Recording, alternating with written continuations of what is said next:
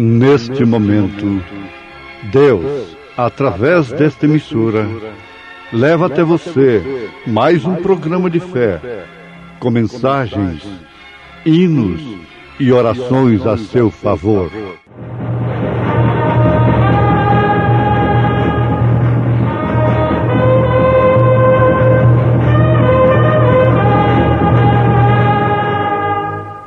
Fé para vencer.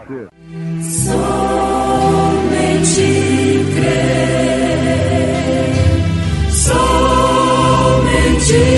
crer, tudo é possível, somente crer, somente crer, somente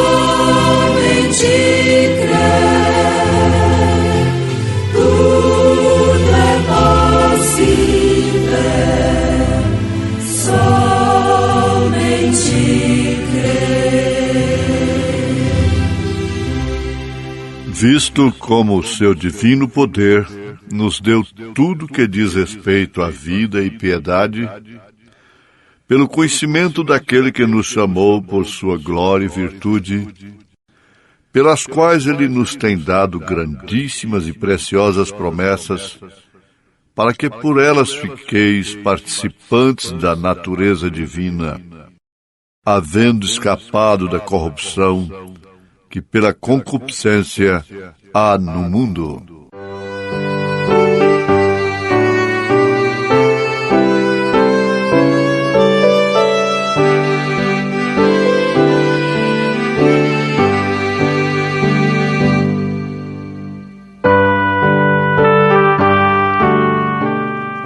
Ouvintes, o homem tem que ter uma consciência perfeita em relação a Deus, no sentido de que Deus é santo na expressão da palavra e não pode tolerar o pecado. O homem tem que ter este conhecimento, isto porque não adianta fazer de ignorante ou sentir-se tão santo também que pode medir-se com Deus, que venha a poder tentar fazer esta loucura. Deus é incompatível com o pecado, porque ele é luz e o pecado é trevas. Isso deixa todo mundo inexcusável. O seu quarto pode estar escuro como for. Quando você acende a luz, automaticamente, sumariamente, as trevas desaparecem. Só há um meio de se aproximar de Deus e não morrer. É através do sacrifício de Jesus Cristo, seu Filho amado. Chegamos a ser perfeitos por representação. Jesus Cristo nos representa através de seu sangue derramado lá no Calvário. Agora, você deve lembrar também que quando Deus desceu ali no monte e Moisés, e somente Moisés, mesmo Josué foi só até a metade do monte, Mas Moisés sozinho e Deus estavam ali. Moisés representando a Cristo. Agora, qualquer um que tocasse no monte morreria. Mesmo sendo inocente, fosse um bebê, mesmo sendo um animal irracional, qualquer ser que tocasse no monte morreria. O povo tinha essa consciência, a ponto de dizer: não fale Deus conosco para que não morramos. Fale Deus com Moisés e Moisés fale conosco. Aí está o ministério do Senhor Jesus Cristo.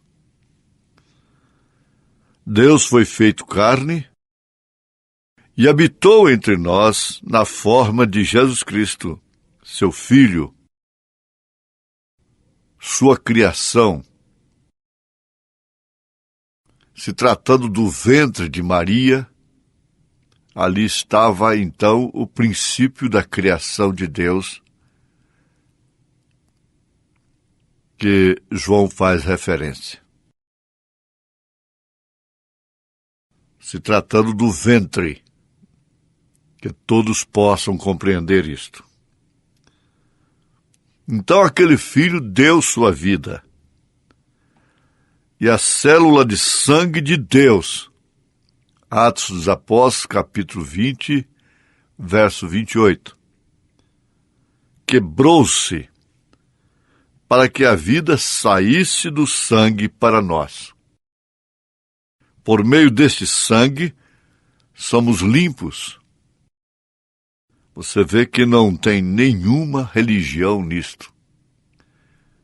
Nenhuma organização religiosa para compreendermos melhor. Nem com o nome da minha igreja, nem com o nome de qualquer delas, por mais antigas que sejam, pomposas, tradicionais. Não. Aí está onde a coisa fica entre o pecador e o Salvador. O quadro lá do Calvário nos mostra isso claramente. Aquele homem que se arrependeu ali, viu em Jesus um rei, ele não teve representação religiosa alguma. Antes, porém, a representação que ele tinha era para a sua condenação. A religião e a lei colocaram-no na cruz. E ali, então, independente de qualquer sistema religioso, ele teve a revelação. E Jesus disse para ele, em resposta à sua pequena, grande oração. Ele não fez um sermão. Ele disse: lembra-te de mim quando entrares no teu reino. E a resposta foi exatamente esta: hoje mesmo estarás comigo no paraíso. Ora, isso põe fim a toda conjectura, toda arrogância, toda soberba, todo orgulho de nome de igreja, zelo e coisas assim. Zelando do sistema humano, o homem cuida estar zelando da obra de Deus, fazendo uma obra para Deus, porém, fora de sua vontade. Não é assim. A pregação do Evangelho é uma necessidade maior do que a providência pela saúde, pela alimentação, pela educação, pela segurança e por tudo que podemos pensar para a nossa vida humana. A pregação do Evangelho de Jesus Cristo, bem entendido, do Evangelho de Jesus Cristo, do qual Paulo afirma não se envergonhar, porque é o poder de Deus, e que não recebeu de homem algum, não consultando a carne nem o sangue. Os apóstolos pregaram este Evangelho no mesmo espírito, na mesma condição. A igreja primitiva foi formada de pessoas que vieram a ter experiência própria, individual com Deus. Agora, onde está o corpo morto? A juntar-se às águias. É onde forma um povo, um corpo. Então, o pecador tem que ser limpo, e é exclusivamente por meio do sangue deste filho, que tinha o sangue do próprio Deus, a igreja de Deus que ele comprou com seu próprio sangue. E agora, nosso sangue, nossa vida, que veio por meio do desejo humano, não pode fazer nada pelo pecador. No sentido de expiação, você pode dar o seu sangue, morrer, e você não salvará nenhum pecador. Bem entendido, dar o seu sangue nesse sentido de fazer a expiação pelos pecados dos homens. Somente o sangue de Jesus Cristo limpa e muda nossa natureza por meio do envio do Espírito Santo. Então entramos na natureza divina e escapamos da corrupção que há no mundo. A única maneira de se escapar da corrupção que há no mundo é esta, não há outra.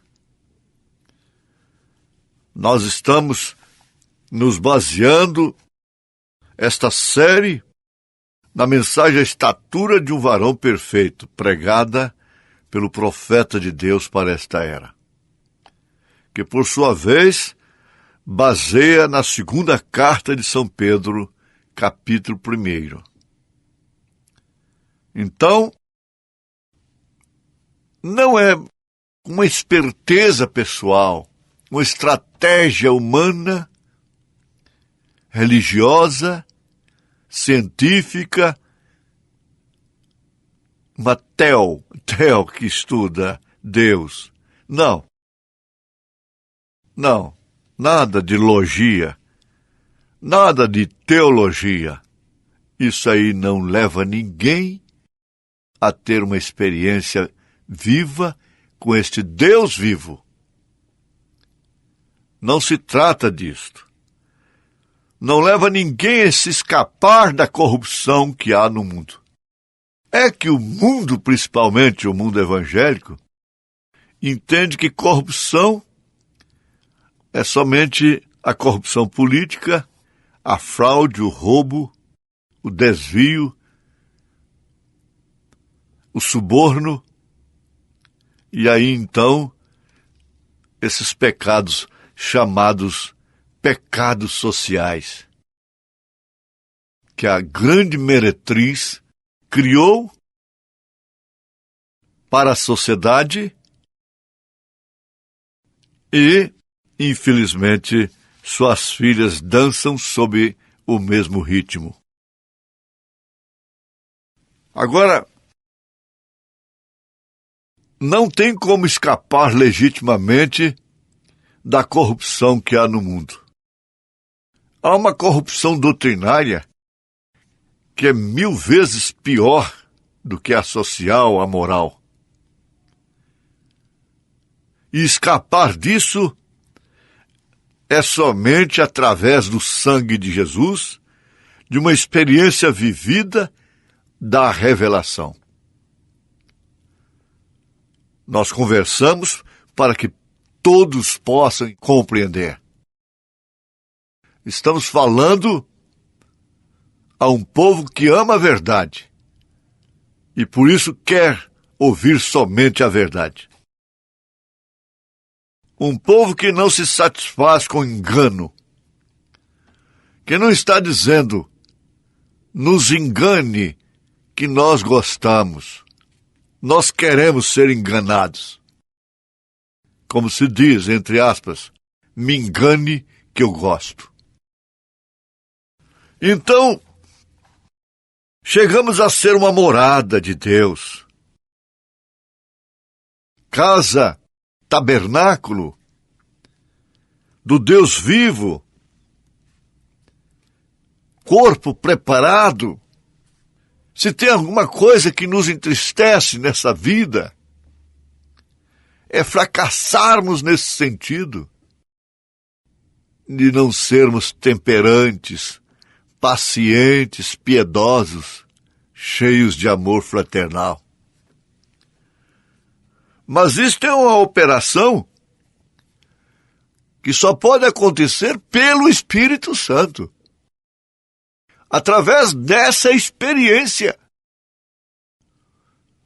que estamos enfatizando aqui agora. Eu preciso disto. Tu precisas disto. Nós precisamos disto. Jesus disse, naquele dia, vós conhecereis que eu estou em meu Pai, e vós em mim, e eu em vós. São João 14, 20. Ora, se ele está em nós, qual é a nossa natureza? Se ele está em nós, qual é a nossa natureza? Só pode ser a natureza do Cordeiro. Quando é que, de fato, vamos ser ovelhas? E sabendo que a ovelha de Jesus, ninguém pode arrebatá-la de suas mãos. A ovelha de Jesus conhece sua voz. Ela não qualifica a voz de Jesus de falso profeta, de heresia, de seita. A ovelha conhece, sabe que a mensagem é a voz de Deus. O alarido é a voz de Deus. A voz do arcanjo é de Deus. A trombeta é a voz de Deus. Já estou citando 1 Tessalonicenses capítulo 4. Assim conhecemos como Deus está em sua igreja. É a única maneira de se identificar. Ou seja, identificar-se a si mesmo, identificando também o corpo do Senhor Jesus Cristo. Porque se há uma necessidade primordial na vida de um cristão, é discernir o corpo do Senhor. Porque se isso não acontece, passa a dormir, indolente, ser uma virgem nécia, insensata, porque não discerne o corpo do Senhor. chama o corpo de Senhor de Belzebu, o que é blasfêmia contra o Espírito Santo. A igreja deve estar tomando o lugar de Cristo, levando a cumprimento seu ministério. Jesus disse: aquele que crê em mim fará as obras que eu faço. Um pouquinho mais, e o mundo não me verá mais. Porém, vós me vereis, vós me vereis. Temos visto a Jesus ou não temos? Há um povo que diz amém. Porém, vós me vereis, porque eu estarei convosco e em vós. Olha a diferença. E em. Pai, Deus sobre nós. Filho, Deus conosco. Espírito Santo, Deus em nós. Estarei convosco até quando? Até a consumação dos séculos. Isso está em São João 14, 12 em diante. Mateus 28, verso 20. Ele não tem nenhum interesse de ter representantes advogados aqui na terra. Deus não precisa de advogado. Deus não tem que ser defendido. Deus não tem que ser protegido. Ele não precisa. Aliás, muito ao contrário. Ele é quem nos protege. Ele é o Paráclito divino. Ele é o advogado. Daquele que realmente diz: eu preciso do Senhor.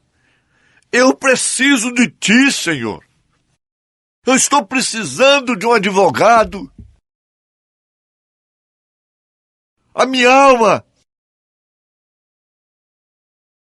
está sendo condenada pelo promotor, pelo acusador. E eu preciso deste advogado, desse Paráclito, deste Consolador. Você verá que sua experiência será muito diferente como cristão. Será completamente modificada, sabendo que temos de continuar nessa dimensão humana, sujeitos ao tempo, ao espaço, à matéria, à luz, tendo necessidades de todas as qualidades, de todos os tipos, biológicas, fisiológicas, espirituais, materiais, naturais, sociais. Mas conforme o Espírito já nos mostrou, isto faz a diferença. Isto faz a diferença. Há alguma coisa que faz a diferença entre a ovelha e o bode. Bem diferente. Há uma coisa que faz muita diferença entre a ovelha e o porco. E Deus te abençoou. Deus me abençoou. E continuará nos abençoando. Em nome do Senhor Jesus Cristo. Amém. Você é um pregador do Evangelho também, e você está aqui por uma boa causa. Você não está doente, você está em necessidade e você quer um avivamento pentecostal para começar em sua igreja. Todos nós queremos isso. Vamos todos ficar de pé.